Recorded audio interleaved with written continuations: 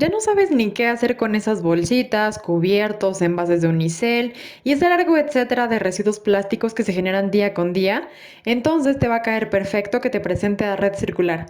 Este proyecto mexicano llegó para incorporar al plástico en la economía circular, acopiando, separando y transformando estos residuos en nuevos y variados productos, que van desde bolsas recicladas hasta muebles para jardín. No dejes de visitar sus centros de acopio ubicados en Ciudad de México y Estado de México, o bien entérate de las rutas que manejan para la recolección móvil. Según un estudio de la Secretaría de Turismo, el número de cazadores furtivos e ilegales en México crece alrededor de un 5% cada año.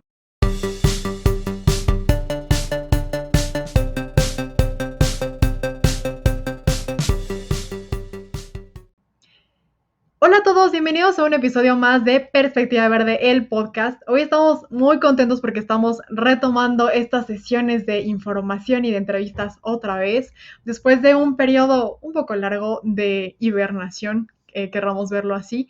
Entonces estamos pues ya retomando, vamos a compartirles muchos más proyectos, a tener más invitados increíbles que nos van a compartir todo lo que saben, todo lo que han vivido y todo lo que han dejado en los proyectos que están en pro del medio ambiente. Y bueno, justamente hoy para arrancar de nuevo y salir de este ciclo de hibernación, tenemos un proyecto que es súper interesante y justamente tiene por ahí relación con los animales. Ya nos contará nuestra invitada si tiene alguno que haga este sentido de hibernación y nos dirá qué tan importante es y para qué les funciona.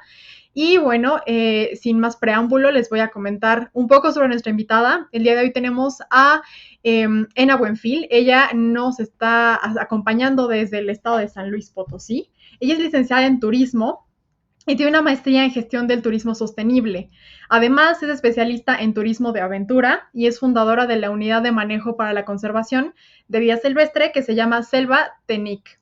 Y bueno, ella nos va a platicar un poco sobre este maravilloso proyecto y todo lo que ha logrado, todo lo que se ha construido y obviamente que también está en puerta para esta selva, ¿no? Así que, Ena, pues muchísimo gusto de tenerte aquí con nosotros el día de hoy y que nos vengas a platicar todo lo que ese proyecto de ustedes involucra, ¿no? Todo el trabajo, todo lo que hay detrás, todo lo que representa en cuanto a conservación, en cuanto a especies. Y bueno, tú nos platicarás ya qué más es lo que abarca. Y pues bienvenida, muchísimas gracias por estar aquí con nosotros y venirnos a compartir y a abrir este nuevo ciclo de entrevistas y de información. Hola Ingrid, muchísimas gracias por la invitación. Es un gusto y me gustaría empezar platicándoles un poquito cómo fue que nació esto de Selva Tenec.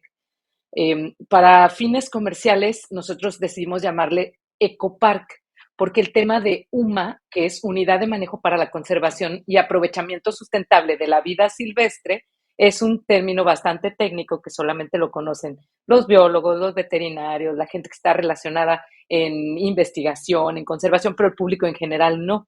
Y nuestro público era precisamente el público en general y los turistas. Entonces de ahí decidimos que la UMA se llamara Selva Tenec Ecopark. Y bueno, te cuento que originalmente habíamos pensado hacer un centro de educación ambiental. Arrancamos la construcción de todo esto en el 2016, abrimos las puertas en el 2018 y solo bastó un año para que la gente empezara a relacionarnos con fauna silvestre y empezaran a llegar con cajitas, con búhos, con aves, con cachorros, con todo de todo lo que te puedas imaginar, para lo cual en ese momento evidentemente no estábamos preparados. Nos tomó por sorpresa el tema de la llegada de todos estos ejemplares de fauna silvestre, pero también por otro lado lo entendimos, porque pues cuando hicimos una investigación previa a hacer el Centro de Educación Ambiental, fue muy triste darnos cuenta que no teníamos aquí en la Huasteca Potosina. No sé si alguna vez has venido para la Huasteca, Ingrid. No he tenido la fortuna y no sabes, me muero de ganas porque justamente hay tantos lugares que conocer y sé que es un punto de diversidad muy importante, ¿no? Y hay tanto flora como fauna. Entonces, bueno, ya me imagino que eso justamente les tocó recién aperturando, ¿no? Sí, caray. Entonces, cuando hicimos la investigación, nos llevamos la gran sorpresa de que no había organizaciones que estuvieran trabajando en la conservación, de que no había organizaciones de educación ambiental, Obviamente no había centros de rescate de fauna, estábamos en ceros, y fue muy sorprendente porque era como, ¿qué pasó durante todas estas décadas que lleva de desarrollo la Huasteca? ¿Y qué pasaba con la fauna? ¿Y por qué la gente todavía no tenía esta conciencia hacia la protección? Y como arrancaste ahorita el podcast con el tema de cacería furtiva, fue uno de los primeros videos que como organización lanzamos al aire, que era sobre la cacería furtiva y explicándole a la gente que era un delito. Usamos también en ese momento un oso hormiguero, que fue el primero que nos llegó, que fue víctima, su madre, de la cacería furtiva. Entonces, todo esto lo íbamos relacionando y enfocábamos como el mensaje hacia los niños de que, pues, si tu papá está haciendo cacería furtiva, estos son los daños, etcétera. Entonces, pues justo diste en un punto clave que en todo México tenemos esa problemática, la cacería furtiva, entre tantas otras cosas que están afectando actualmente el ecosistema en el tema de la fauna silvestre.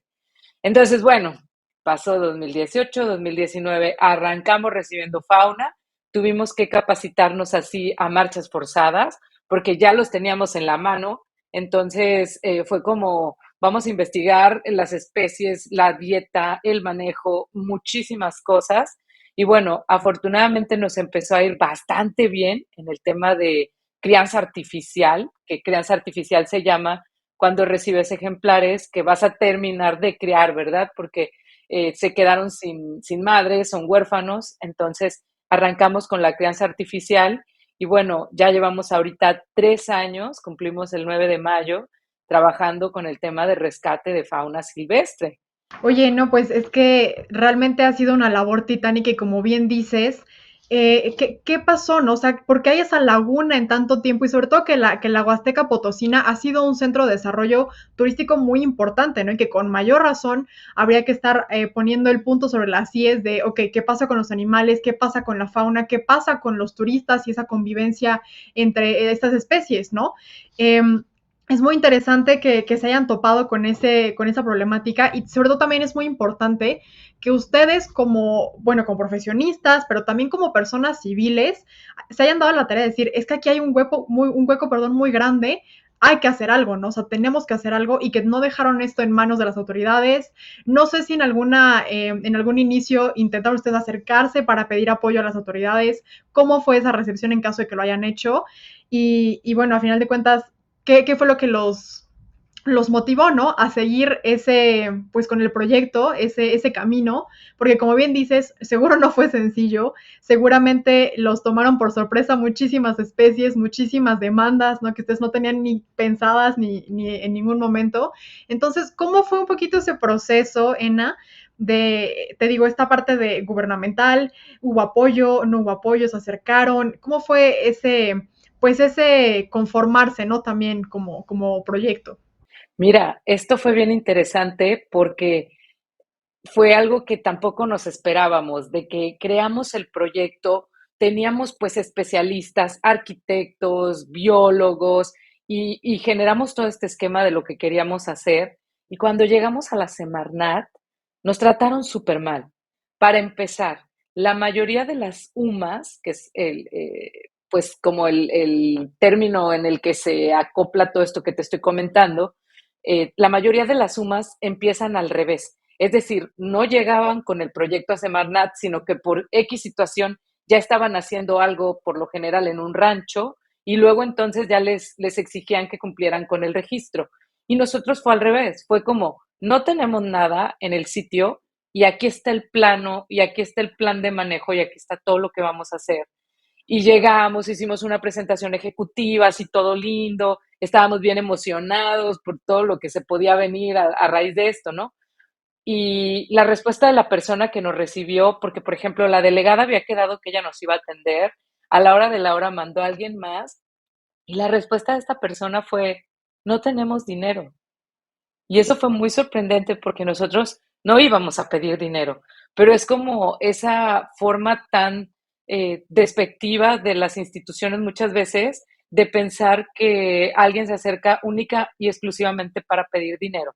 Bueno, por ahí empezamos. Después, cuando empezamos con todo el trámite, nos pusieron muchísimas trabas de no haber sido porque la delegada era una abogada, aparte que no tenía nada que ver con el ambiente, era una abogada y entonces ella, todo mundo le decía que no nos podía autorizar el proyecto porque aquí en San Luis Potosí la mayoría de las sumas son extractivas. ¿Qué quiere decir esto? Que venden, que producen para vender o son de cacería. Entonces, no había aún más de educación ambiental. Entonces, era como algo que no habían visto y por ende, pues lo que les pasaba por la mente es como, eso no se puede. Entonces, fueron muchísimas trabas, fue ir una vez, otra vez, bueno, en fin. Total que al final, pues la delegada nos tuvo que dar la autorización porque no teníamos algo que estuviéramos incumpliendo. Entonces, ella me lo dijo claramente, dice, todo el equipo dice que no deberíamos de darles la autorización, pero no me lo han demostrado legalmente el por qué tendría que darles una negativa. Entonces, bueno, finalmente ya nos dieron el registro de la UMA y arrancamos la construcción y todo. Y bueno, pues en estos años que llevamos, desde el 2016 que arrancamos hasta el día de hoy, la primera vez que nos llegó una invitación para participar en un subsidio fue el mes pasado. Nos llegó casi, casi a punto de que cerraran la ventanilla. Entonces fue a hacer el proyecto así como de todas nuestras necesidades, porque la verdad, Ingrid, es que íbamos súper bien hasta que llegó la pandemia. Súper bien, porque no dependíamos del gobierno. Nosotros generábamos nuestro propio ingreso en todas las actividades que hacíamos en la UMA. Entonces, no dependíamos absolutamente para nada de gobierno y aparte de que todo se podía cubrir. Entonces, la UMA estaba siendo sustentable. Llega la pandemia, pues lo que teníamos ahorrado para proyectos en el corto plazo, lo tuvimos que gastar en la operación de la UMA porque estuvimos cerrados por 9 meses que no pudimos atender nada. Nuestra UMA, aparte de hacer esto de educación ambiental, rescate de fauna, tenemos integrados servicios turísticos. Entonces te puedes hospedar con nosotros, hay recorridos de educación ambiental adentro de la UMA, teníamos una venta de souvenirs, helados, restaurante. Entonces, pues con todo esto se generaba para el propio funcionamiento. No sé si sepas o alguna vez te haya tocado trabajar con gobierno, pero depender del gobierno es muy difícil porque cuando cambia, si, si tú ibas o si tú apoyaste o difundiste ideas o cualquier marca de un partido político contrario, quedas bloqueada. Entonces es muy difícil, aparte también cada gobierno trae sus prioridades. Así que no podíamos depender del gobierno así. Para cerrar rápido, no podíamos depender y pues pudimos hacer como nuestra propia sustentabilidad en el tema económico y todo iba muy bien, pero cuando llega la pandemia cerramos, gastamos en la operación del centro, porque evidentemente aunque no estuviera abierto, hay muchos ejemplares de fauna silvestre que nos ha depositado la Profepa. Sabes que erróneamente la gente, y lo he visto en las redes sociales muchísimo, cuando hay un tema que tiene que ver con fauna o con el ambiente, rápido van y etiquetan a la Profepa y a Semarnat. Y es muy chistoso porque, pues como ciudadanos, no sabemos los alcances que tienen las instituciones. Y en nuestra mente, y te lo digo porque también en la mía pasaba así, creemos que van a ir y que ellos se van a hacer cargo y que ellos lo van a solventar. Y cuando te das cuenta, una vez que ya hicimos la investigación, pues te das cuenta que están súper limitados, que no hay presupuesto, que no hay infraestructura, que no tienen especialistas para cubrir los temas, digamos, de rescate de fauna silvestre. Y es muy triste porque cuando nos llegó el primer ejemplar, que fue un buito, un tecolotito bajeño, un Glaucidium brasilianum, pues nosotros lo queríamos salvar, ¿verdad? No sabíamos cómo. Entonces empezamos, lo primero que se nos ocurrió fue contactar un centro de rescate en Estados Unidos. Dijimos, ahí no hay falla. De que hay centros de rescate, hay muchos. Entonces contactamos y todos nos decían, llévelo al centro de rescate más cercano. Y nosotros, es que no hay. Y todos, ¿cómo que no hay? Claro que tiene que haber, investiguen bien. Para otros países donde este tema ya está cubierto, pues se les hace como evidente que tiene que haber, sí o sí, y que de hecho debería de haber, Ingrid, sí o sí, en México debería tener presupuesto para los temas de conservación del ambiente, porque de ahí vivimos todos. Entonces, pues fue como chocar contra la pared muchas veces, en muchos sentidos, muy triste también decepcionarnos como ciudadanos de un país donde hay tantas necesidades y luego muchas veces, todavía en la actualidad, la gente cree que el gobierno nos paga por atender estas cosas y seguimos siendo sociedad civil súper involucrados, pero hemos tratado de hacerlo lo mejor posible, Ingrid. Entonces, hacemos las cosas, queremos que queden bien, queremos que nos vaya bien, que le vaya bien a la fauna, que los lugares que hacemos estén bonitos, no nada más así, porque bueno, es bien difícil por el tema de presupuesto, pero también, pues a veces uno quiere que las cosas queden bien hechas. Entonces, pues así fue como nuestro penar durante todos estos años. Ya pasamos la pandemia y sabes que justamente en enero habíamos inaugurado el inicio de la obra, de la construcción de lo que sería la primera clínica de fauna silvestre aquí en la región. Pues empezamos en enero, tuvimos que parar en marzo. Se quedó suspendida, pasaron estos 9 meses que no pudimos operar.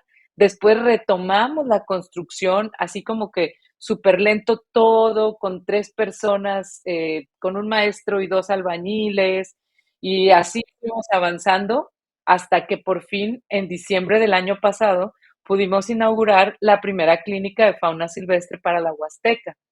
Bueno, y a lo mejor mucha gente como que no entendía, pero ¿cuál es la función de la clínica? ¿O esa clínica es para atender los ejemplares que tienen allá adentro o qué?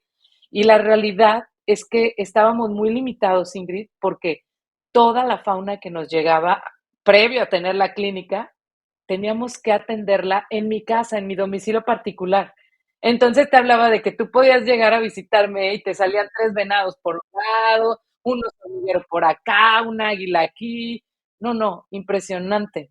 Pero sí, O sea, eras como Elisa Thornberry en la vida real. O sea, tenías animales por doquier en ese momento. sí, sí. Y entonces, de que abríamos la sala, estaba así una torre de transportadoras con un montón de tecolotitos, con un montón de aves, con un montón de cosas. Ese primer año fue el más difícil, el más difícil, porque aparte de que fue aprender sobre la marcha, como ya me llegó, aparte llegaba de todo, de cérvidos, cenartras, rapaces, entonces era como que no podías enfocarte en uno solo porque tenías como ya de todo, ¿no? Había colección de felinos, bueno, en fin, muchas cosas y pues obvio, uno busca salvar a todos, ¿verdad? No es como que, bueno, ahora ya llegó un felino y voy a dejar que se mueran los tecolotes. No, queríamos que todos estuvieran bien y te decía, nos empezó a ir muy bien, pero sí fue mucho tiempo de estudiar y sobre todo de observar. Para fauna silvestre, no es como que tú lo metes a la transportadora, le das de comer y luego regresas para cambiarle el plato. Tienes que estarlo viendo, literal. Tuve un ejemplar que vi cómo le iban saliendo las plumas de estar así con él enfrente. Entonces, fue mucho tiempo invertido. Para mí fue como haber hecho una maestría en un verano, literal. Me la pasaba casi las 24 horas observando, alimentando, cuidando, no, muchísimas cosas, sacando al sol, porque pues en el tema de crianza artificial hay aspectos fundamentales como alimentación de calidad, ejercicio, sol, los ejemplares necesitan sol así sí o sí, y tienes que ver que sea el sol de la mañana súper temprano para que no se deshidraten, un montón de detallitos que la verdad a mí se me hizo muy fácil, yo creía que era muy fácil y a todo el mundo le decía como que no, casi, casi que deberías de intentarlo.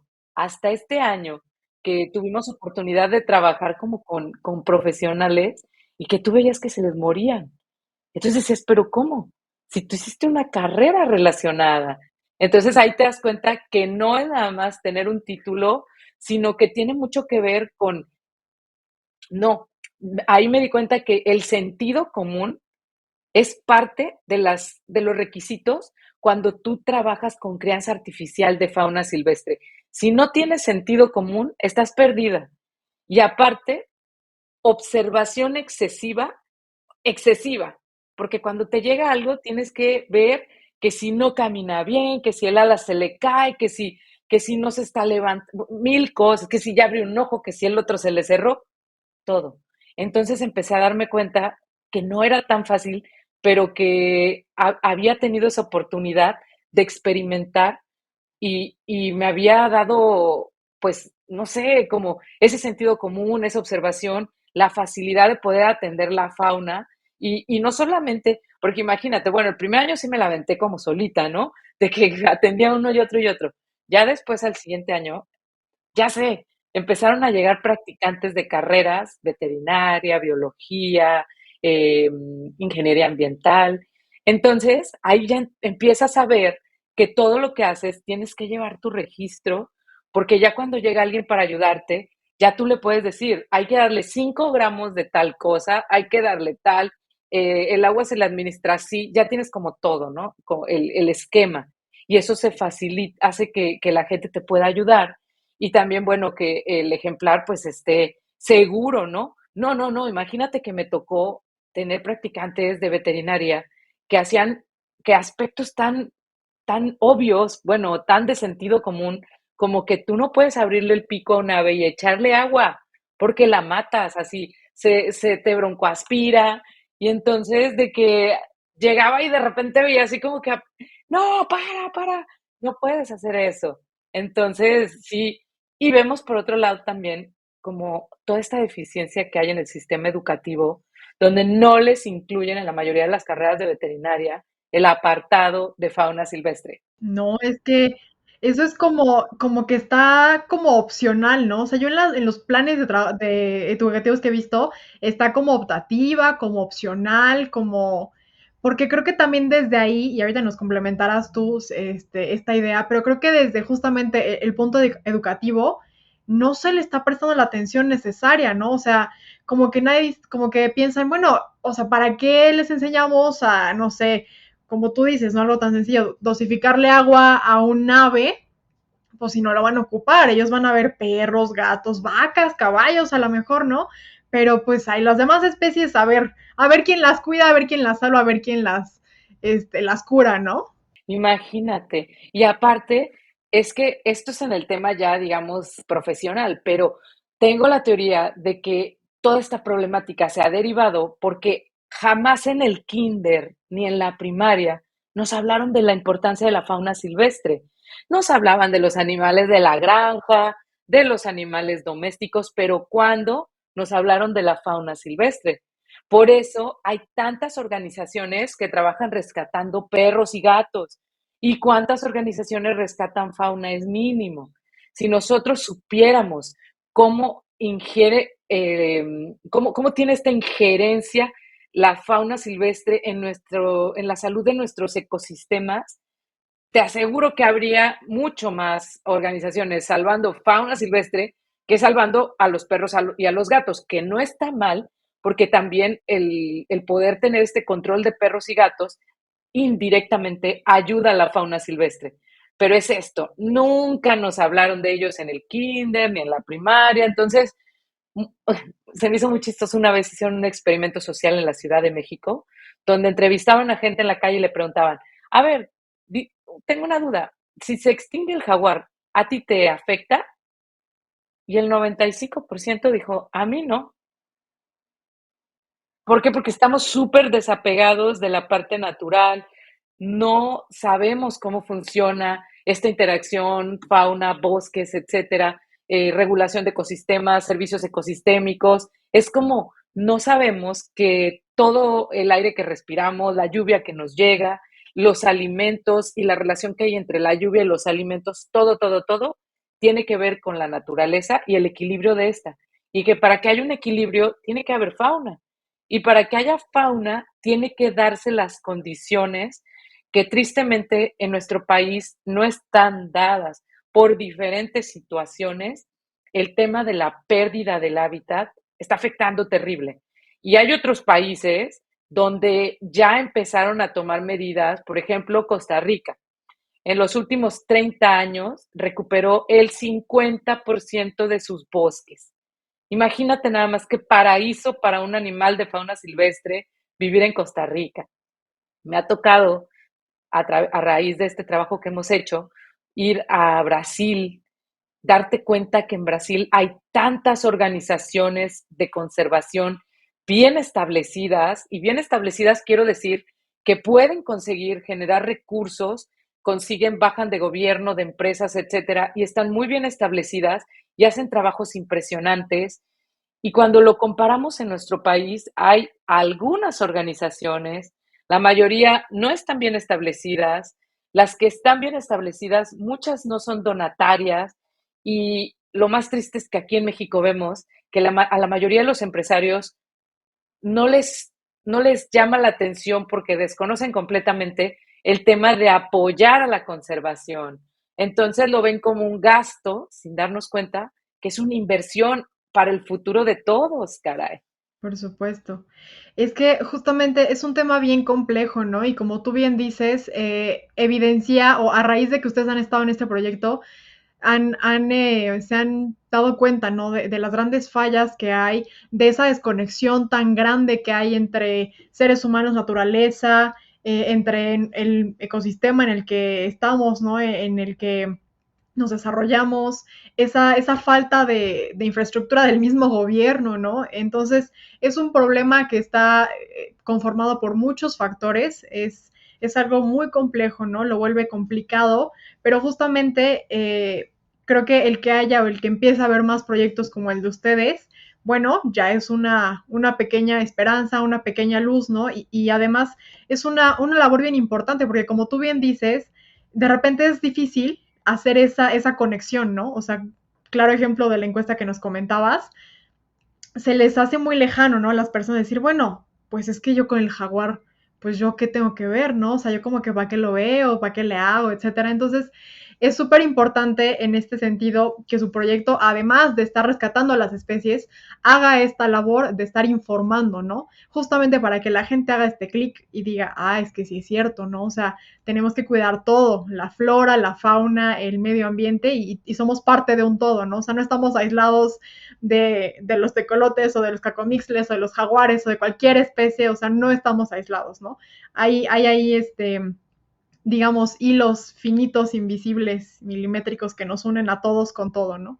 Y creo que su labor es justamente la tinta que nos permite a veces ver pues esas conexiones que existen, ¿no? Inherentes y que son súper importantes de estar identificando, porque además como sucede en muchos casos de otros recursos o de la flora o de cualquier cuestión medioambiental, uno no puede cuidar, ni proteger, ni preocuparse de algo que no conoce y de algo que no quiere o no le importa, ¿no? Entonces, ahí está el punto medular. Hay que hacer que la gente conozca, hay que hacer que la gente eh, se interese, que incluso sienta este cariño, ¿no? Este amor, este agradecimiento por esas especies que a final de cuentas nos mantienen vivos también, ¿no? O sea, aunque sea de repente difícil ver ese panorama y esa fotografía grande y completa, pero es súper importante empezar pues a ponerlo sobre la mesa, a discutir, a dar apoyo y bueno, realmente es un gusto que ustedes tengan un proyecto tan lindo como este. Realmente cuando empecé a mirar lo que tienen en redes sociales, dije, wow, esto es increíble. Jamás me imaginé todo lo que hubo detrás que ahorita nos platicaste, ¿no? O sea, realmente fue un calvario el llegar hasta donde están ahora. No me imagino ya en el día a día las dificultades que aún siguen ustedes experimentando. Y en este sentido, ya que se logró, ya que les dieron todos los permisos y ya que pudieron establecerse un poco más formalmente, me llama la atención. A ver, ahorita nos explicas o nos cuentas por qué. ¿Qué significa el nombre? Por qué decidieron colocarle este nombre al proyecto? ¿Qué representa, no? Y en cierta forma, supongo que lo hicieron para también dar eh, pues acercar al público desde el mismo nombre, como bien nos decías que Keum es un poco técnico, etcétera, pero ¿por qué Selva Tenec? Por qué decidieron este nombre? ¿Dónde salió Ena? Y bueno, ¿qué significa? ¿Sabes, Ingrid? Esa fue otra. Por ejemplo, Tenec es el nombre de los huastecos en su idioma original. Entonces, huasteco, la palabra huasteco se la pusieron los españoles a la gente de la región. Entonces, ellos se llaman a sí mismo Tenec. Entonces, prácticamente es selva huasteca, pero en su propio idioma. y mucha gente, incluso de aquí, de la propia ciudad, no lo sabía. Entonces, desde ahí nos damos cuenta cómo nos falta toda esta parte cultural, toda esta parte de conocer nuestras raíces, y de ahí fue que surgió el nombre Selva Tenec. Lo consultamos con un arqueólogo porque tiene dos maneras de escribir Tenec. Una es con una sola E y un acento, y la otra es con doble E. El arqueólogo nos dijo que la correcta era con doble E por la forma de escritura que tenían, etcétera, era con doble E. Entonces ya, de ahí fue que nació el nombre de Selva Tenec.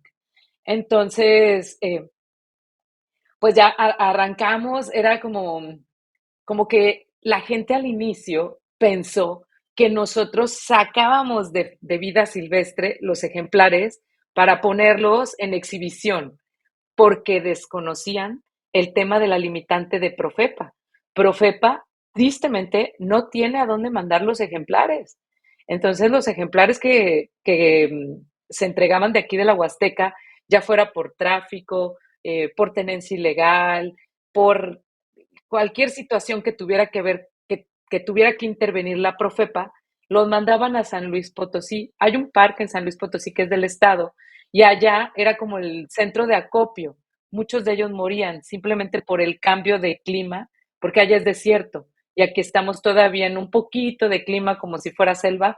Tristemente ya no tenemos, somos la selva más fragmentada de México, y pues nuestra idea original ha sido el poder trabajar en las personas esta parte de la valoración del recurso que tiene que ver con la cuestión ambiental, de todo lo que tiene que ver con el recurso natural, la apropiación por parte de los locales de todo este recurso para poderlo defender. Y te voy a decir que hace unos años, si nosotros hablábamos algo en contra, o además no en contra, sino que hiciéramos notar que la producción de caña de azúcar estaba afectando el ecosistema, y todo el mundo se te venía encima, porque es la actividad económica preponderante, pero porque la gente no había notado que efectivamente el daño estaba, independientemente de que fuera una actividad económica eh, que era la que más trae recurso, sí, pero por otro lado, ¿dónde está la parte ambiental? Porque ¿de qué nos va a servir tener dinero si no vamos a tener agua, si no vamos a tener aire limpio? Tantas cosas que la gente en ese momento no contemplaba. Después llegó el tema del fracking, que aquí era uno de los sitios idóneos para implementar el fracking. Entonces, también veías cómo la gente como que pensaba que alguien más tenía que defender el territorio. Era como el gobierno lo tiene que prohibir. No, el gobierno lo va a prohibir si nosotros no hacemos presión, ¿verdad? Al contrario, el gobierno puede que, depende de quién sea el gobernante, le llegan con, ya sabes, dinero, y pues vámonos, aquí se hace lo que la empresa diga, ¿no? Y bueno, entonces, así fue como empezamos. Ahora sí vemos conciencia, ahora sí vemos que subimos una fotografía de un ejemplar maltratado, que alguien todavía a estas alturas los apedrean, los golpean, y llegamos a subir así para buscar a los responsables, y ya te das cuenta que ahora sí le duele a la gente, pero también nos damos cuenta que después de la pandemia empezamos a evaluar un poco más la cuestión ambiental, aunque no nos guste, aunque estemos súper desconectados, ya nos dimos cuenta que efectivamente hay un calentamiento global, hay un cambio climático que ya no se puede negar porque estamos viviendo las temperaturas atroces, que tenemos incendios espantosos.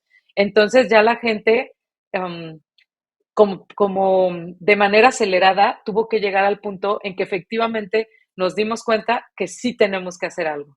Sí, ahora sí que ya no hay forma de cómo taparse los ojos, de cómo hacerse de oídos sordos o cualquier cosa, porque las evidencias están diario, ¿no? O sea, lo vemos en Ciudad de México, en cualquier otra región del país, en cualquier región del mundo, están ya pasando muchísimas cosas, ¿no? Que son el claro resultado de todo lo que hemos estado haciendo como especie, ¿no? Y que una de las implicaciones es, o más bien una de las cuestiones es justamente esta apropiación de espacios, ¿no? La construcción desenfrenada de edificios, de casas, habitación, y esto arrasa con los ecosistemas, ¿no? Y creo que también es una parte súper, súper crítica porque con mayor razón es muy preocupante ahorita que nos da ese panorama de es que en México no hay asociaciones que se dediquen a rescatar la fauna, ¿no? Entonces uno se pone a pensar cuántas especies ni siquiera nos damos cuenta, ni siquiera nos enteramos que mueren cuando se hacen estas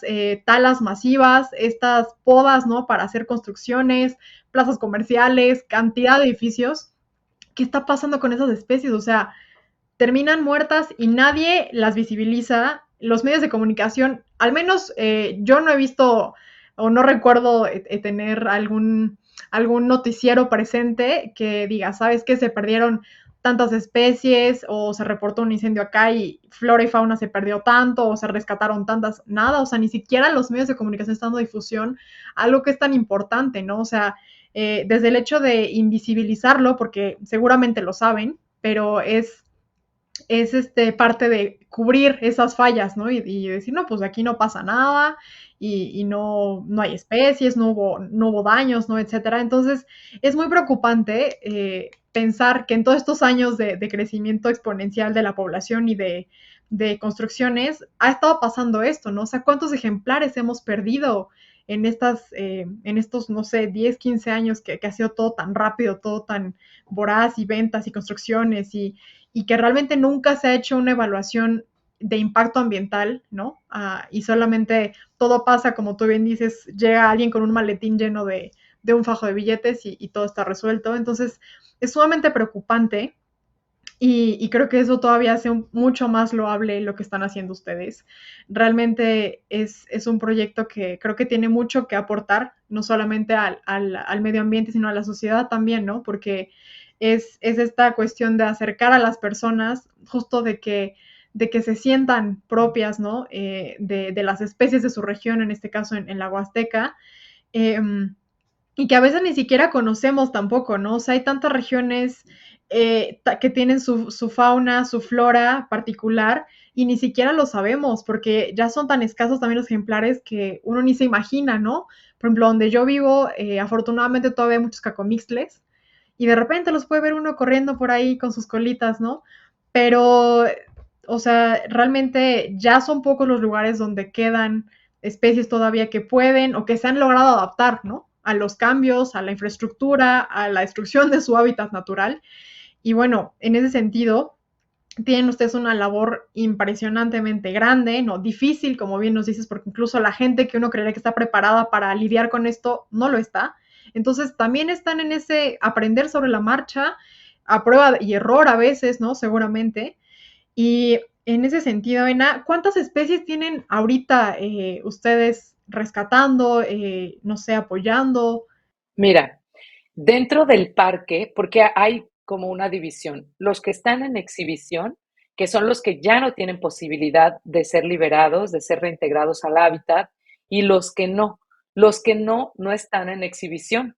Entonces, de hecho, a veces, una vez nos pasó también que una persona nos mandó un mensaje muy enojado, porque es que, ¿por qué promueven todos esos ejemplares y cuando vamos no los vemos?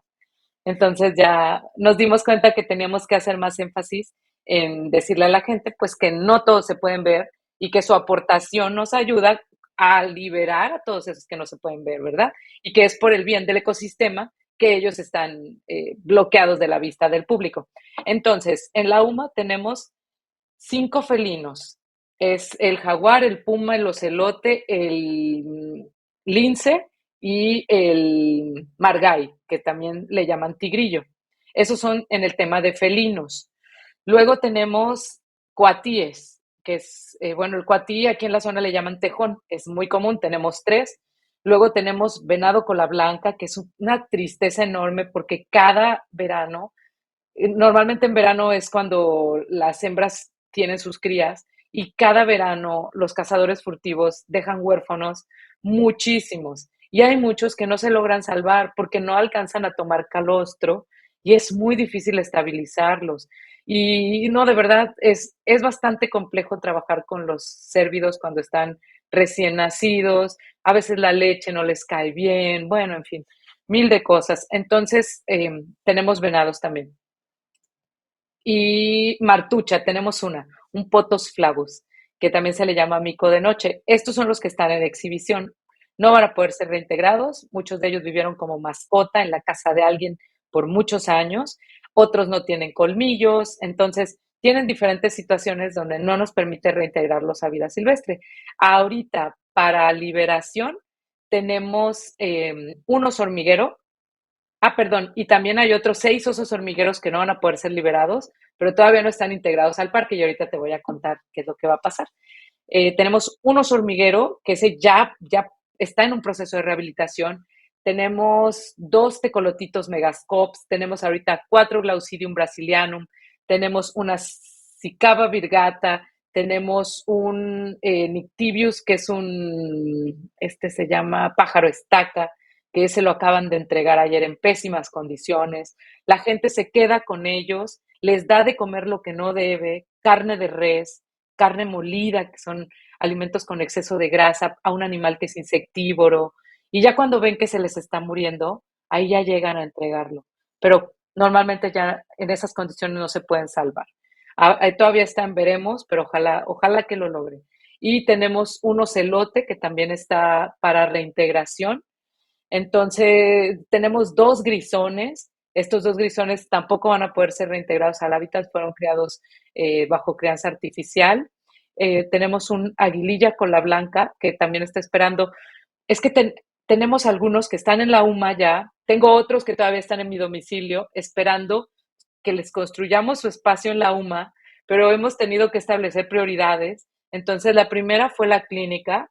Gracias a la clínica ya no tienen que vivir aquí, en casa, en contacto con el perro, cosas que no nos permitían hacer un proceso de rehabilitación correcto.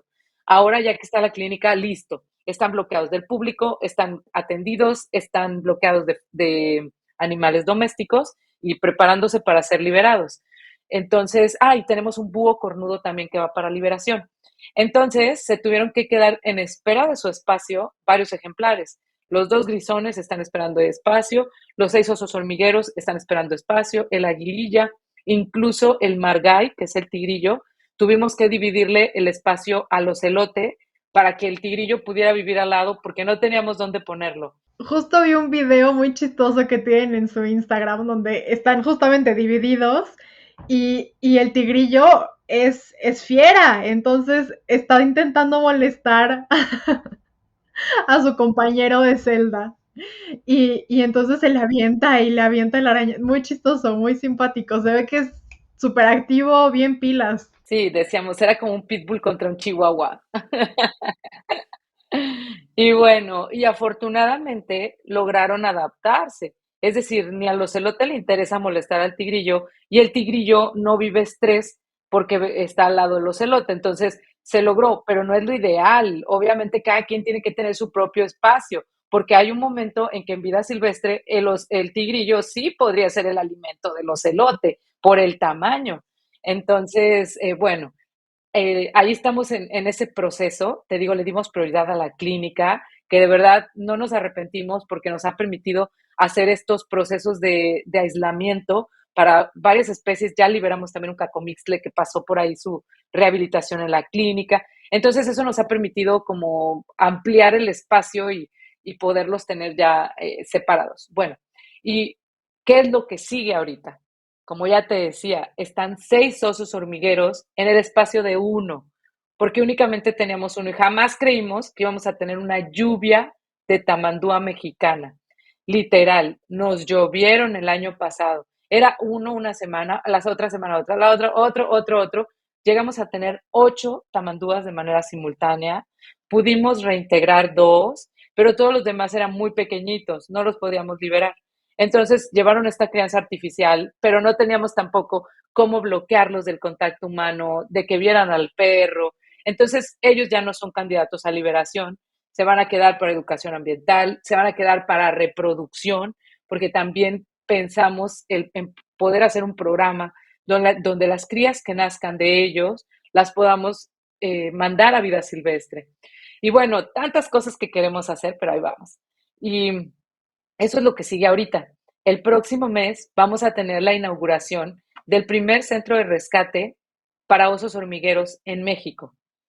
Ya en breve, nada más estamos como terminando los detalles de la construcción y todo, vamos a mandar la notificación a oficinas centrales de Profepa para que ellos puedan a su vez avisar a sus delegaciones que cualquier caso de oso hormiguero lo podemos atender directamente nosotros. Pero estamos hablando atender desde ir por él, porque no podemos esperar a que se maneje todo el tema administrativo. Tardan muchísimo en la cuestión de gobierno para poder movilizar un ejemplar. Mucha, mucha. Y eso le puede costar la vida.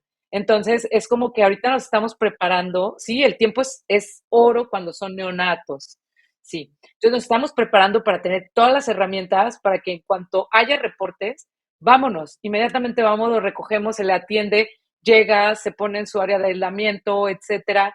Y bueno, a la par también, pues vamos a tener ya a los osos hormigueros en exhibición para que la gente empiece a conocerlos, a apreciarlos. Y bueno, hay mucha gente que no sabes cómo está, así de que a ver en qué momento, porque los ha visto tanto por Facebook que ya no ven cuándo llegue el momento en que los puedan ver ya en vivo y en directo. Entonces ya el próximo mes los vamos a... Y aparte también que imagínate ya 6 adultos en el espacio de uno, es como que ya afortunadamente se llevan bien, pero de repente si hay una que otra agresión, que juegan rudo, entonces pues sí, ya necesitamos así como que tengan su espacio. Incluso tenemos uno que empezó a desarrollar una estereotipia, ya nos surge, pero no lo hemos podido llevar más rápido pues por todos los problemas que hay en medio, entre qué personal, para poder ayudarnos a construir, recurso, y te decía, conseguir recurso es bien complejo, bien, bien complejo. Entonces estamos hablando que lo que hemos construido lo hemos hecho con el recurso que nosotros mismos generamos y en una porción muy pequeña, un 30%, digamos, es lo que proviene de donativos, de las personas que nos ayudan, de nuestros colaboradores que tenemos de Facebook, que luego también voy y veo así como los colaboradores de ciertos artistas y digo, no, así tiene un chorro. Y nosotros que estamos así como que en el día a día librándola, tenemos 11. Entonces dices, es súper poquito. Sí, no, realmente volvemos al mismo tema, ¿no? O sea, las prioridades también como sociedad, uno dice, ¿cómo es posible, no? O sea, habría que estar poniendo el foco y todo el apoyo y la ayuda en temas como este que son de vital importancia. Pero mira, es una muy buena noticia que vayan a tener ya este centro, ¿no? De esos hormigueros, que además el primero en México, eso está increíble. La verdad, no sé muy bien en qué otras regiones haya osos hormigueros así como en abundancia como por allá, pero eso ya es pues un espacio, ¿no? Para ellos, para tener a esa especie un poco más resguardada y todo. Eh, sí, por ahí los hemos visto, a los osos son muy peculiares, ¿no? Creo que son animales muy curiosos, muy activos también. Y bueno, qué mejor que también vayan a estar, pues, para empezar a educar a la gente, a que los conozcan, a que se encariñen, ¿no? Con ellos de cierta forma, porque eso nos ayuda a la protección de la misma especie. Eh, en este sentido, obviamente ya nos has contado, ¿no? Todo lo que ha sido y lo que ha implicado armar este proyecto, todo lo que tienen que seguir sufriendo día con día, ¿no?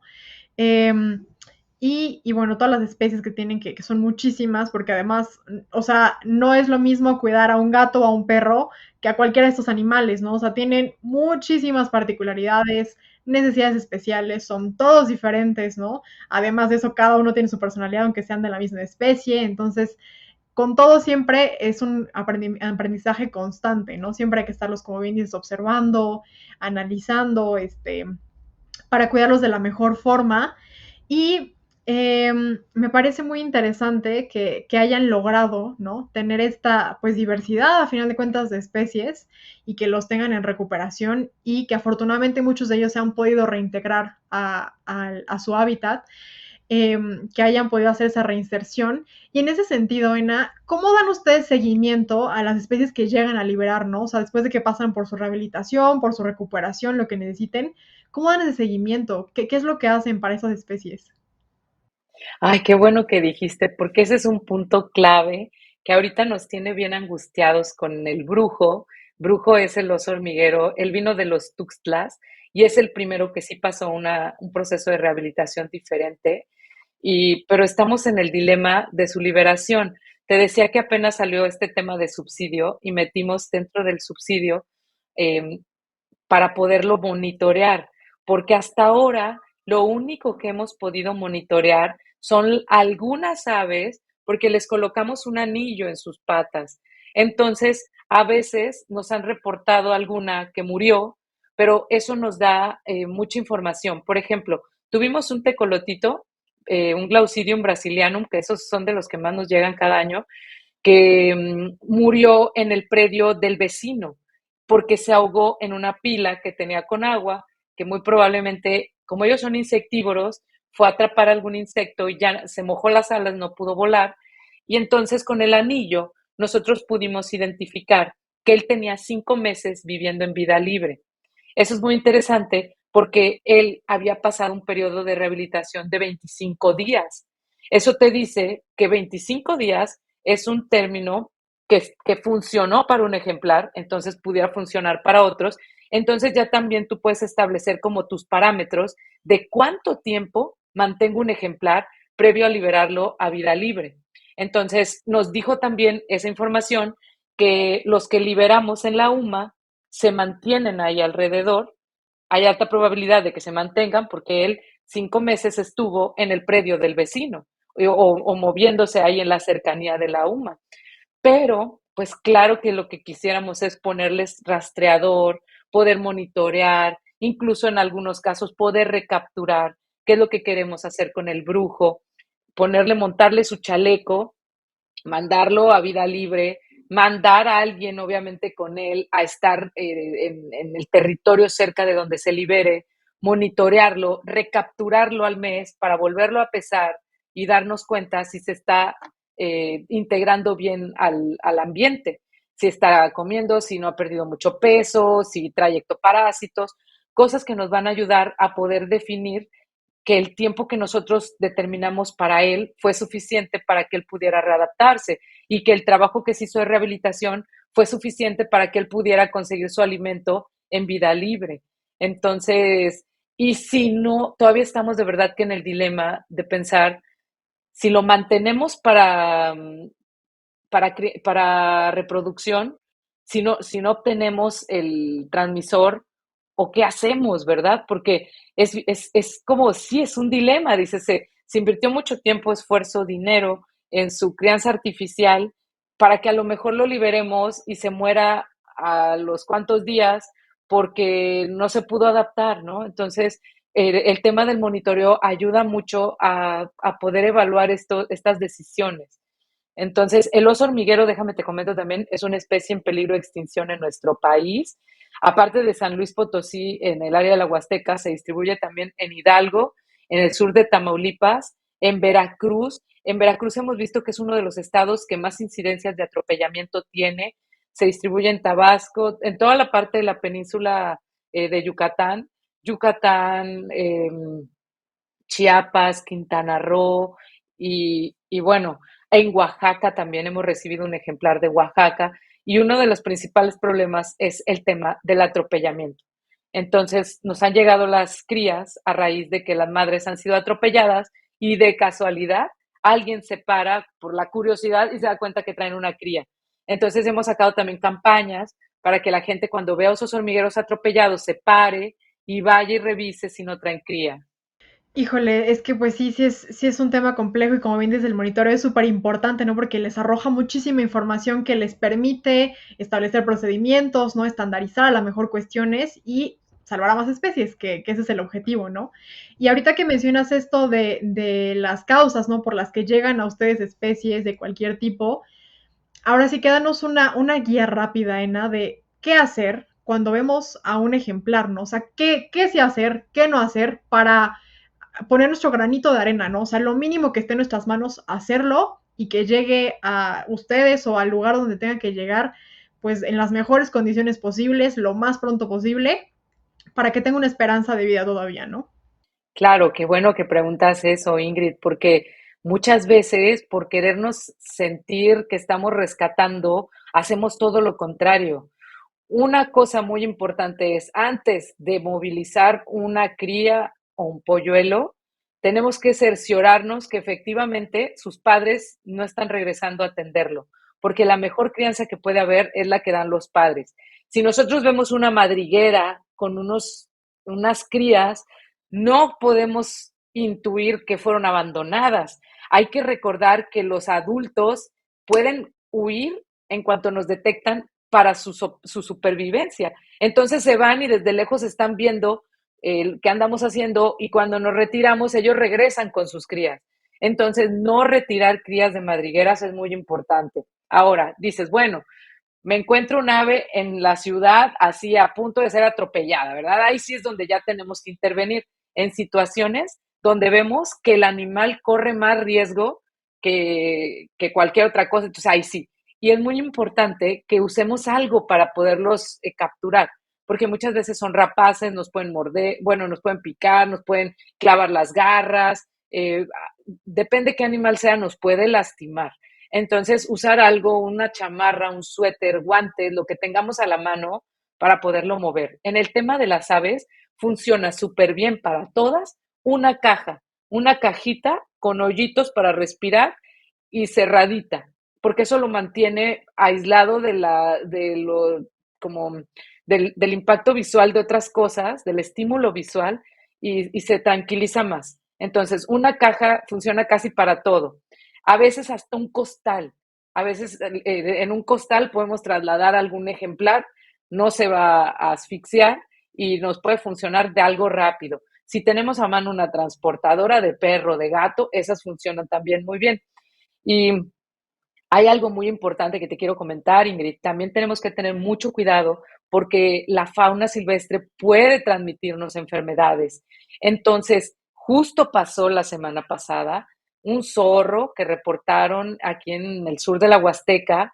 Nosotros hay ocasiones en que ya no nos movilizamos por algunos ejemplares, dependiendo de las condiciones que se vean, porque pueden tener algún tipo de enfermedad infectocontagiosa que sale incluso peor el movilizarlo y el que tenga contacto con personas. A este zorro lo levantaron, lo abrazaron, lo trajeron, lo pusieron, lo manipuló no sé cuánta gente y dio positivo a rabia. Entonces, eso es algo bastante grave. Por eso, si nosotros, sí, totalmente, si nosotros llegamos a ver un ejemplar que está tirado por completo y no es porque lo atropellaron, no es por algo que evidentemente podemos definir que le pasó, es mejor no tocarlo, hacer un video, fotos y video y reportarlo a Ecología, Protección Civil, o a ver a quién que sea una autoridad para que le puedan dar un manejo a través de ellos, ya con más cuidado, aunque sabemos que a veces estamos bien rudimentarios en Ecología y Protección Civil de los municipios, pero bueno, al menos unos guantes sí tendrán. Entonces, y que ellos lo puedan manipular para evitar que podamos contraer el riesgo, tener el riesgo de contraer alguna enfermedad. Entonces, sí ser muy cuidadosos. Animales postrados, por alguna razón, o que tienen así como algún tipo que parece como tic, nervioso, es mejor no manipularlos, porque son situaciones que por lo general ya no pueden ser rescatados, ya se tienen que eutanasiar, entonces, pero sí nos pueden transmitir algo. Y luego incluso hay animales de fauna silvestre que se ven contagiados de enfermedades, parvovirus, moquillo, que son de animales domésticos y se las pasan a ellos porque comen en los mismos basureros o, en fin, porque la fauna doméstica anda suelta por ahí en lugares con vegetación y pues tienen ese contacto, peleas, mordidas y terminan infectando fauna silvestre. Totalmente. Entonces, bien importante lo que comentas, ¿no? Tener siempre también la protección para uno mismo, ¿no? Reportar. En este caso, que ella me dejaste la duda, Ena, porque como bien dices, a veces no, o sea, no sabemos a quién avisarle, qué hacer, ¿no? Seguramente cada entidad tendrá una autoridad que pueda hacerse responsable, pero generalmente, ¿a quién podemos acudir para ese tipo de situaciones? A Ecología y Protección Civil en los municipios pequeños y hay algunos lugares en las ciudades grandes, ahí sí hay uno que otro centro de rescate. Por ejemplo, en Guadalajara hay centro de rescate de fauna silvestre. En, si no me equivoco, en Jalapa también hay donde alguien atienda. En Ciudad de México seguramente también habrá una unidad ambiental o una unidad de protección para la fauna. En Nuevo León también tienen, entonces, pero son como lugares muy aislados y básicamente en ciudades grandes. En el resto de los lugares es Protección Civil y Ecología, y ellos por lo general tienen contacto con Profepa, y Profepa por lo general tiene por ahí el contacto de algún médico veterinario que cuando hay estos casos puede intervenir. Perfecto. Pues yo creo que es muy importante que todos tengamos al menos esta información muy básica, ¿no? Para no ponernos en riesgo, no poner en riesgo a otras especies y realmente colaborar en esta labor, ¿no? Si queremos realmente ayudar a una especie, porque a veces la intención no basta, hay que saber, ¿no? Cómo hacerlo, qué se hacer, qué no hacer. Y pues, Ena, se nos ha agotado el tiempo, pero este es un tema súper interesante, es lindísimo.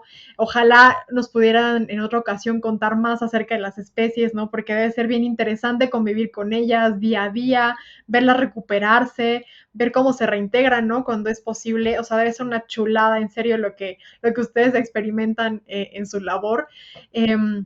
Pero bueno, por mientras, muchísimas gracias por compartirnos todo esto. Realmente es un proyecto increíble y que merece todo el apoyo y toda la buena vibra y que les siga yendo muy bien. Esto de los osos hormigueros es una súper buena noticia. Y bueno, justamente para que la gente tenga más información, para que podamos visitarlos, ¿no? Si queremos, podemos apoyar de la manera en que tengamos posibilidad de hacerlo. Compártenos tus redes sociales, Ena, cómo los encontramos, dónde podemos acercarnos y contactarles. Claro que sí. Mira, así como dice aquí la camiseta, Selva Tenec con doble E y con K, .com, esa es la página que tenemos ahorita, que es como la integración de los servicios turísticos con el rescate de la fauna. Ya también para fin de mes vamos a tener la página de la Asociación Civil, que va a ser .org, donde nos vamos a enfocar básicamente a los rescates, a todo el tema que tiene que ver con el trabajo que hacemos con la fauna. Entonces ya para fin de mes va a estar. Y nos pueden encontrar ahorita en Facebook, es donde más alimentamos esa plataforma. Nos pueden encontrar en Instagram, nos pueden encontrar en TikTok. Entonces ahí pueden conocer a los ejemplares. Y otra cosa, Ingrid, antes de que nos vayamos, decirle a la gente que cuando se encuentren un animal de fauna silvestre, no le den agua ni le den comida, porque muchas veces les damos las cosas que no son. Entonces es mejor avisar rápido a que alguien lo pueda canalizar a alguien con experiencia, porque a veces por querer hacer un bien hacemos un mal. Si le vamos a ofrecer agua, es como ponerle el botecito y si toma bien, pero mucha gente a veces les abre la boca y los broncoaspira. Entonces, esa parte que se me pasaba a decirla, pero muy importante, canalizarlo para que le den la atención adecuada, porque si no, nosotros mismos podemos provocar su muerte queriéndolo ayudar.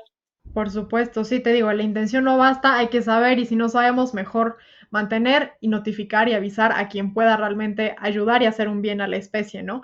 Ena, pues una reflexión final que te gustaría darnos para la audiencia respecto a todo esto que nos compartiste hoy.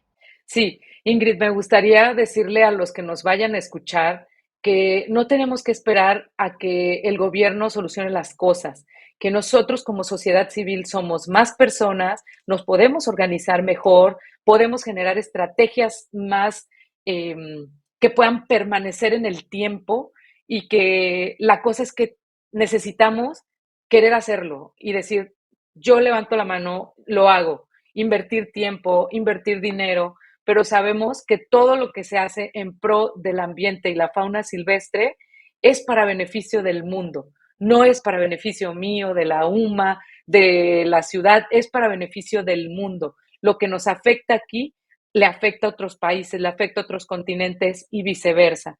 Entonces, el que dejemos de ser pasivos, porque toda esta pasividad nos ha llegado al punto en el que estamos ahorita.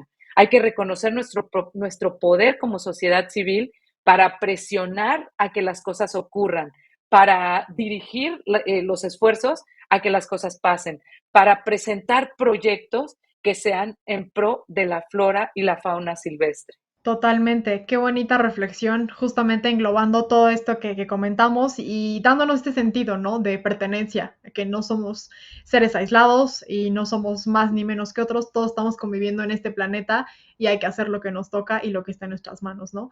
Pues, Ena, un gusto platicar contigo, la verdad es que qué emoción que existe este proyecto y que vaya pues ahora sí que para adelante, ¿no? En muchos sentidos. Muchísima suerte en los siguientes proyectos que se vienen en puerta y pues estaremos igual pendientes de cualquier otra cosa. Ya sabe el público dónde encontrarlos, dónde apoyar, dónde visitarlos, ¿no? Pueden ahí tener toda la información en sus redes sociales. Y pues a toda la audiencia, muchísimas gracias por escuchar un episodio más.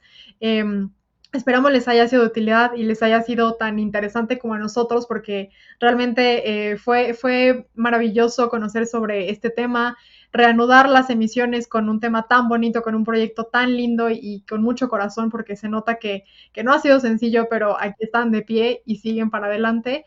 Así que bueno, si les gustó el episodio, no se olviden de seguirnos también en todas las redes sociales, aparecemos en todas ellas como Perspectiva Verde.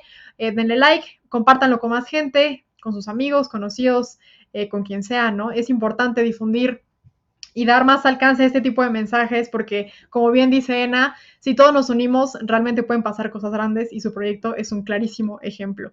Muchísimas gracias a todos, a Rodrigo en producción, muchas gracias por estar por allá y sorprendernos también con este regreso. Y pues bueno, nos escuchamos en el siguiente episodio, que estén todos muy bien, hasta la próxima.